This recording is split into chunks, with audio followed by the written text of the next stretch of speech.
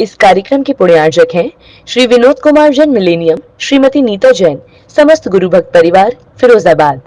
वियान फिनकैप, समस्त गुरु भक्त परिवार, गांधीनगर, गुजरात।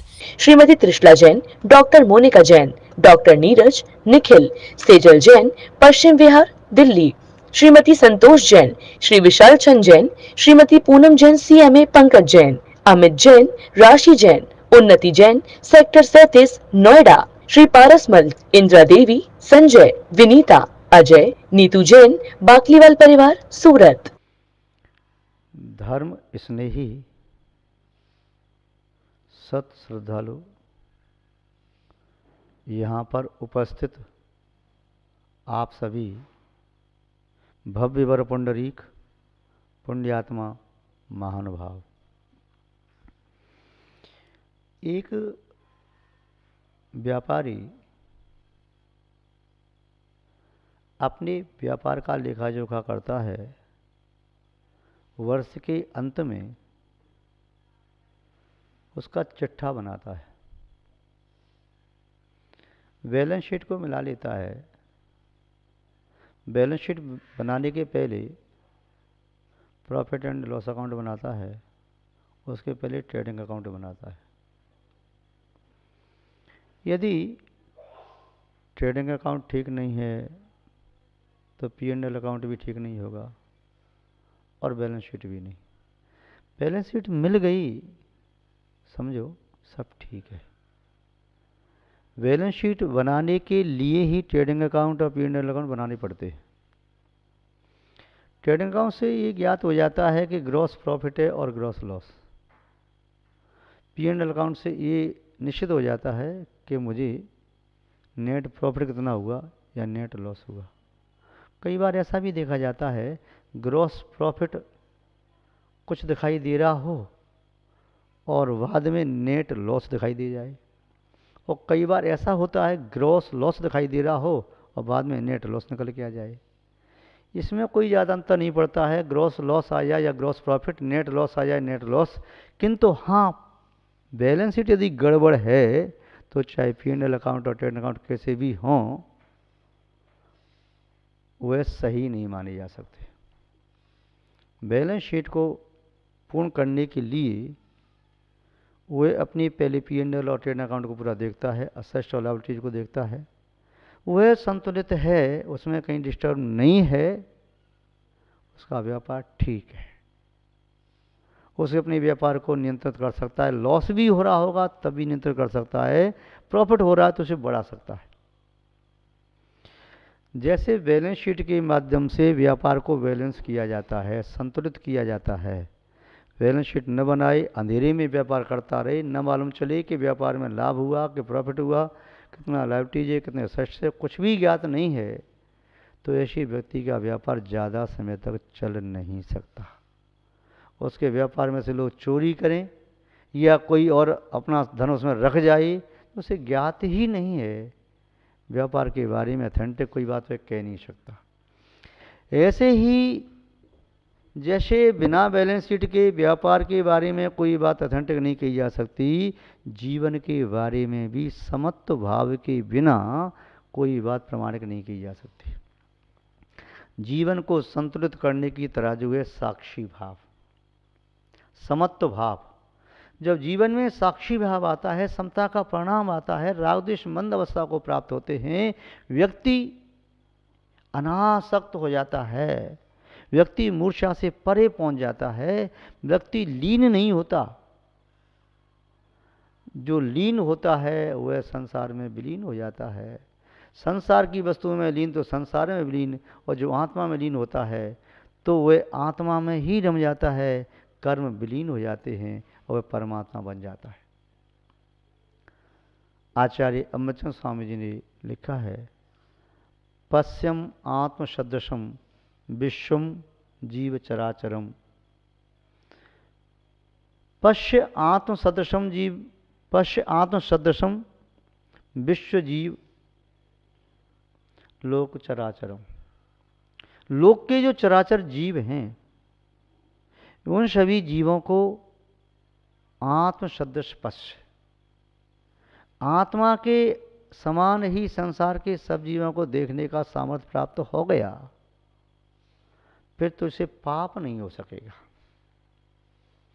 जब तक तेरी दृष्टि में आत्मा में और दूसरे जीव में भेद पड़ रहा है, तब तक तू पाप कर सकता है।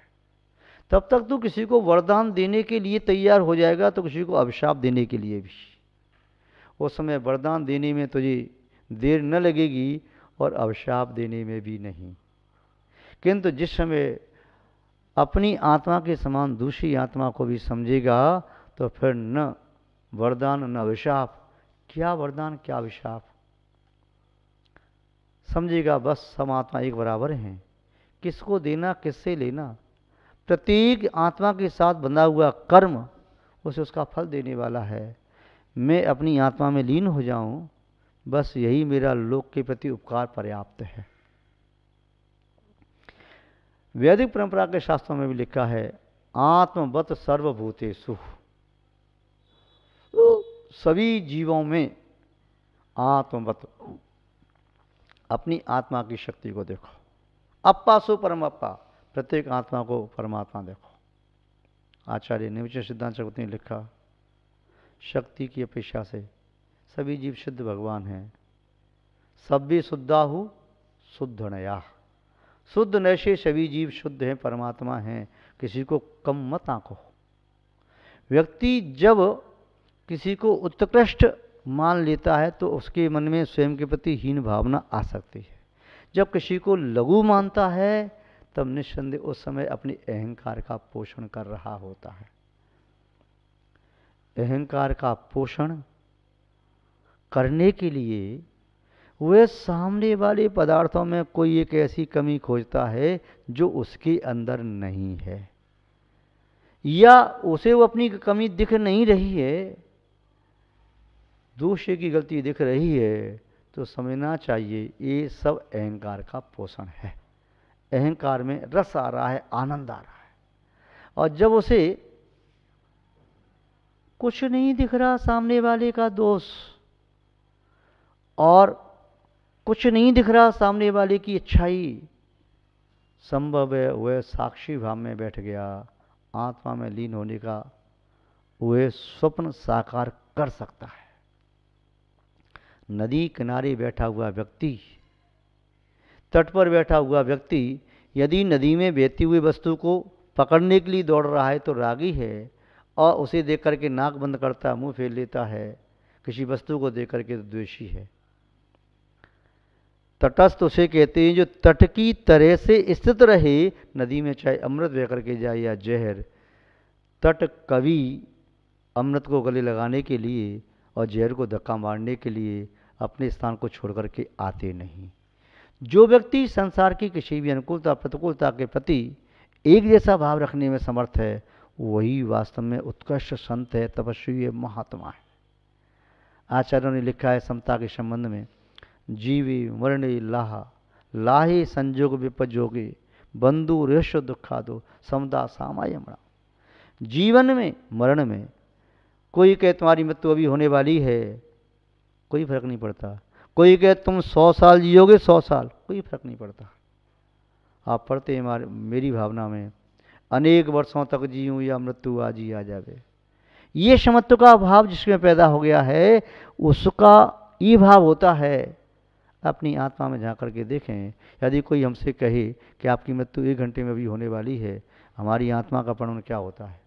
और कोई कहे आपको तभी 80 साल और जीना है, आत्मा का परिणाम क्या होता है?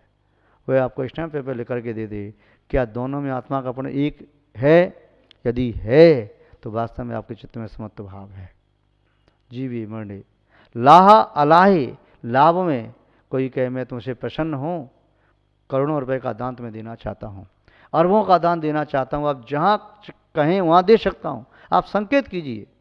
पूज्य आचार्य श्री श्याम सागर जी महाराज के पास एक बहुत बड़ा उद्योगपति आया।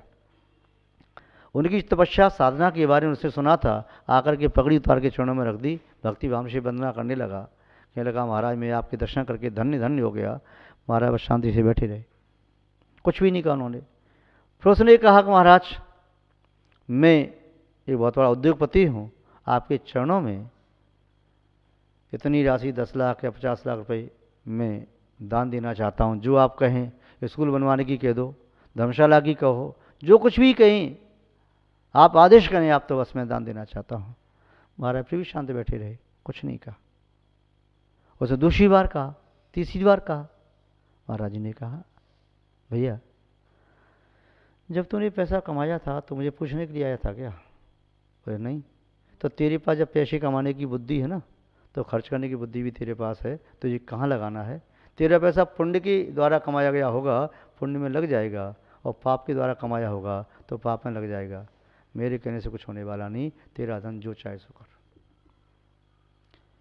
एक व्यक्ति आकर के पूज्याचार्य श्री शांत सागर महाराज के प्रति अभद्र शब्दों का प्रयोग करता है, वो शांति से बैठे रहे।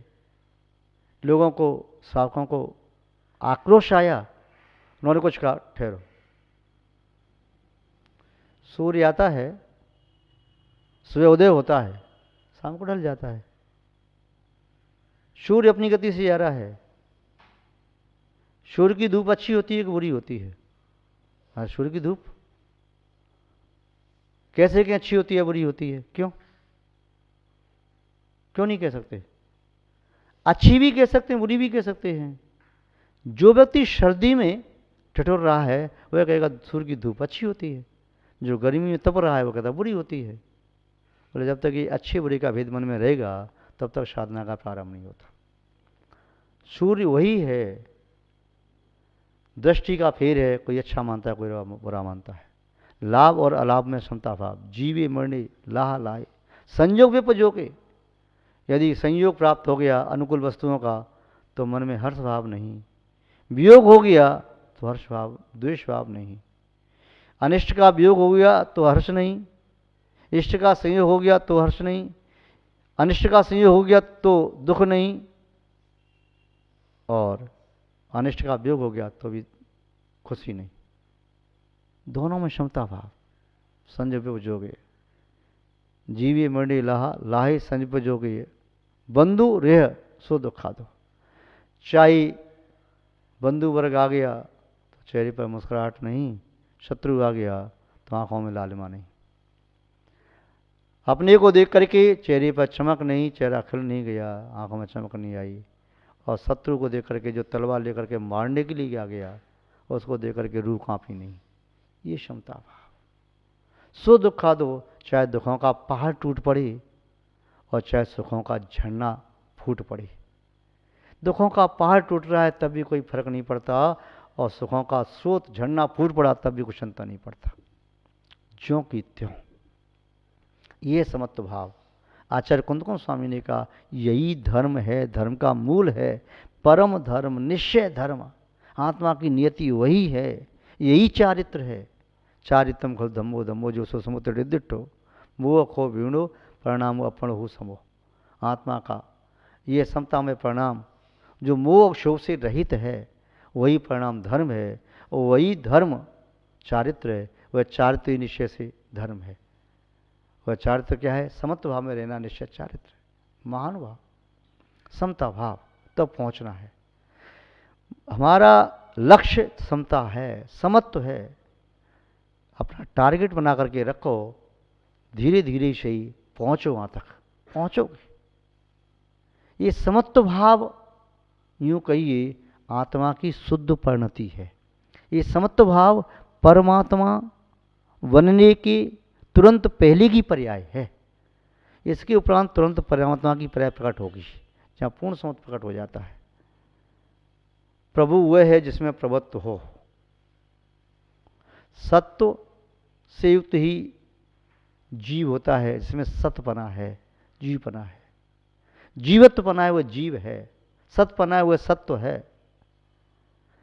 माँ वह है जिसमें ममत्व है, अपना वह है जिसमें अपनत्व है। ज्ञानी वह है जिसमें ज्ञत्व है। तत्ववेत्ता वह है जो तत्व को जानता है। और आत्मा तत्व जिसका जोपना है उसका वहपना उसमें पाया जाता है, तब निस्संदेह वे उसको प्राप्त करने में समर्थ होता है। चाहे अपनत्व हो, ममत्व हो, स्वत्व हो, कुछ भी हो, समत्व के बिना स्वत्व की प्राप्ति होती नहीं। समत्व सत्य को जानने का एक दरवाज़ा है। जब तक समत्व का ताला नहीं खुलेगा, सत्य का दरवाज़ा नहीं खुलेगा। समत्व प्राप्त करना परम आवश्यक है। वह सत्य जीवन में कैसे आए? सामाय के समय आप लोग सामाय करते हैं, साम में सर्वभूतेषु वैरम मम न केनचित् आशा सर्व परित्यज्य समाधि महात्मश्रेय महात्मश्रेय। सामाय पाठ में कहा, साम्य में सर्वभूतेषु, सभी प्राणियों में समता भाव, वैरम मम न केनचित्, किसी के प्रति भी मेरे चित्त में वैर का भाव नहीं, राग का भाव नहीं, आशा सर्व परित्यज्य। जब तक पूरी आशा का परित्याग नहीं करेंगे तब तक साम्य भाव नहीं आएगा। भगवान महावीर स्वामी साम्य भाव से युक्त, कोई भी परमात्मा सर्वज्ञ साम भाव से युक्त। इसीलिए उनकी दृष्टि क्या होती है? नासा पर है दृष्टि तुम्हारी, उनकी दृष्टि नासा पर होती है।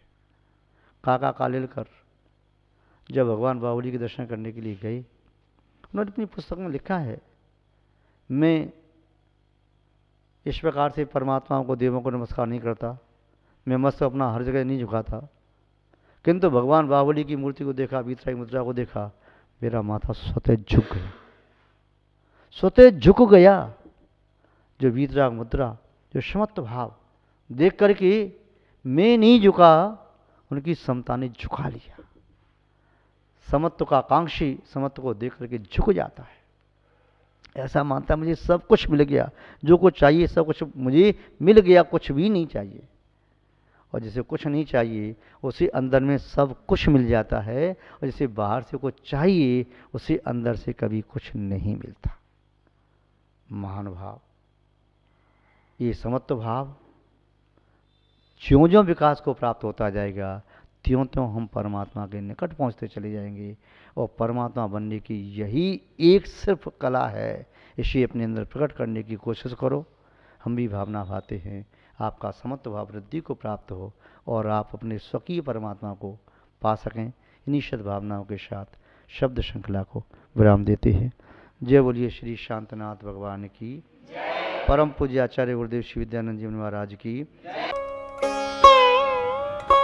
कार्यक्रम के पुण्यार्चक थे श्री विनोद कुमार जैन मिलेनियम, श्रीमती नीता जैन, समस्त गुरु भक्त परिवार फिरोजाबाद। वियान फिनकैप, समस्त गुरु भक्त परिवार Gandhinagar Gujarat. Shrimati Trishala Jain, doctor Monika Jain, doctor Neeraj, Nikhil, Sejal Jain, Paschim Vihar Delhi. Shrimati Santosh Jain, Shri Vishal Chand Jain, Shrimati Poonam Jain CMA, Pankaj Jain, Amit Jain, राशि जैन, उन्नति जैन, सेक्टर 37 नोएडा। श्री पारसमल, इंदिरा देवी, संजय, विनीता, अजय, नीतू जैन, बाकलीवाल परिवार सूरत।